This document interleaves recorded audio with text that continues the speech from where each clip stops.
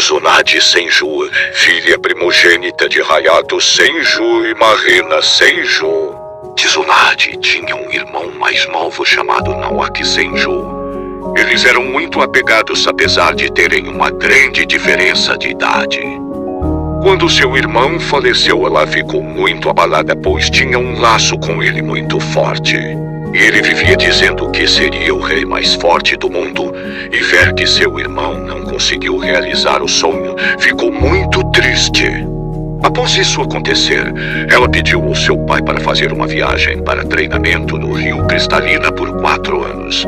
E o pai dela aceitou. Quando passou todo esse tempo, ela voltou ao reino já muito mais poderosa.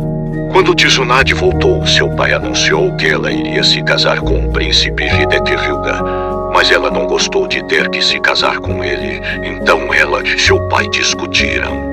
No dia seguinte perceberam que ela havia desaparecido, então começaram a busca por ela. Primeiro procuraram ela no Rio Cristalina, depois no vilarejo, mas sem sucesso.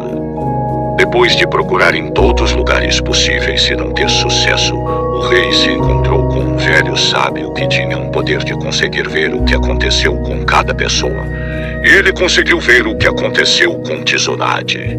Depois de ver o que aconteceu, os 5 reis e os sábios selaram a floresta de Quelin, que costumava ser um lugar bonito e alegre, e que agora é um lugar que caiu em trevas e se tornou sombrio e proibido. Após selarem a floresta de Quelin, saíram 3 livros de lá com todas as informações do que havia acontecido com Tsunade. E esses 3 livros ficaram nos 3 reinos mais poderosos, Uzumaki, Uchiha e Senju. A rainha morreu de uma doença incurável e o rei já estava velho. Então, como ele não tinha mais sucessores, a família Senju parou de existir. Então, quando Hayato Senju faleceu, o sábio e os 4 reis selaram o castelo Senju. Poderes da Tsunade: super força, Hura, Byakugou. O Byakugou, ou o selo das 100 forças, é um poder de Rankesi, ou seja, só obtido a partir de um longo treinamento que dura muitos anos. Só quem teve este poder foi Mito Uzumaki e a própria Tsunade Senju. Primeiro, os usuários da técnica ficam muito mais resistentes a golpes e demoram mais para se cansarem em batalha.